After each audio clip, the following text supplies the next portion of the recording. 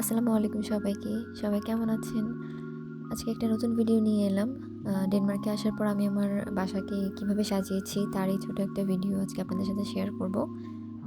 যেহেতু আমাদের বাসাটা ২ রুমের ছোট একটা বাসা।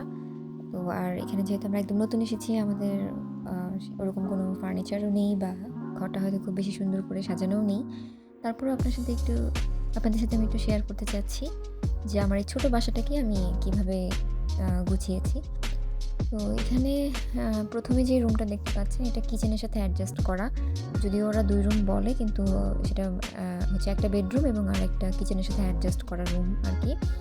তো এই রুমটাতে আমি হচ্ছে একটা ছোট বেড দিয়েছি। আর এটা হচ্ছে আমার বারান্দা। একদমই ছোট একটা বারান্দা বলা যায় যে বারান্দা খুব বেশি একটা কাজের না।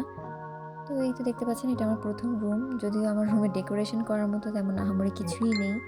কারণ যেহেতু আমি নতুন এসেছি এখানে আ ডেকোরেশন করার মতো ওরকম কিছু আমি এখনো কিনতে পারিনি। তো এটা হচ্ছে আমার বেডরুম। বেডরুমের ডেকোরেশনটা আমি যদিও চেঞ্জ করে ফেলেছি সেটা আপনারা কিছুক্ষণ পরে দেখতে পারবেন। এটা আমার আগের ডেকোরেশন যে আগে এইভাবে ছিল, বেডটা এই সাইডে ছিল। আর আর এখানে একটা মিরর আছে।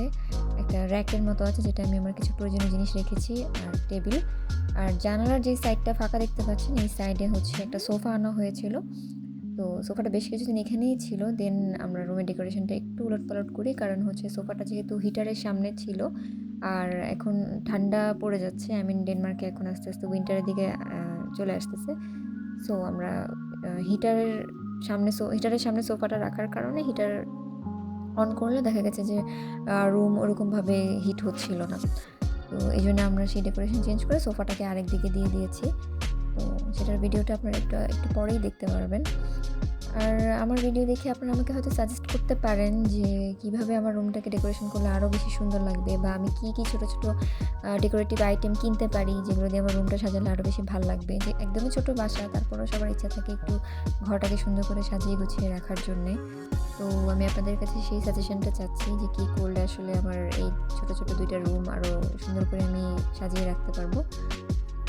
এটা আমার ওয়াশরুম। আর এই তো এটা হচ্ছে আমার রিসেন্ট আ ডেকোরেশন আরকি। বর্তমানে আমার বাসা এভাবে সাজানো আছে।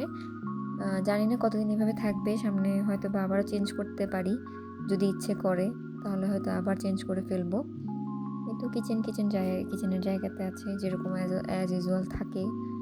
এগুলো ক্যাবিনেট আমার। আর তো চুলা, ফ্রিজের উপর এত কিছু দেখে কেউ হাসবেন না প্লিজ। কারণ এখানে যখন কোনো কিছুতে অফার দেয় সবাই সেগুলো অনেক বেশি করে কিনে রাখে।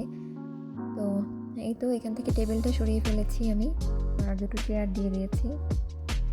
আর এই তো বারান্দা।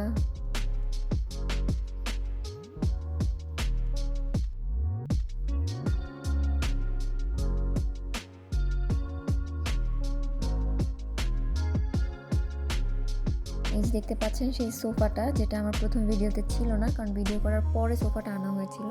তো সোফাটা হিটারের সামনে ছিল ওটাকে জাস্ট সরিয়ে এই পাশে আনা হয়েছে এবং ১ম রুমে যেই টেবিলটা ছিল কাচের ওটাকে এই রুমের ভেতর শিফট করে দিয়েছি।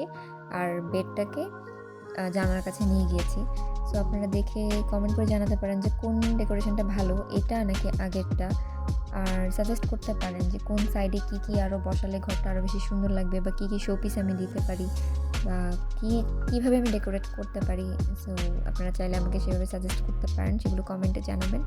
তো আজ এই পর্যন্তই। সবাই ভালো থাকবেন, সুস্থ থাকবেন এবং আমাদের চ্যানেলটিতে অবশ্যই সাবস্ক্রাইব করবেন, ভিডিওটিতে একটি লাইক দিবেন যেন আমার ভিডিওটা রিচ হয় এবং আমি যেন আস্তে, আস্তে আমার চ্যানেলটাকে গ্রো করতে পারি।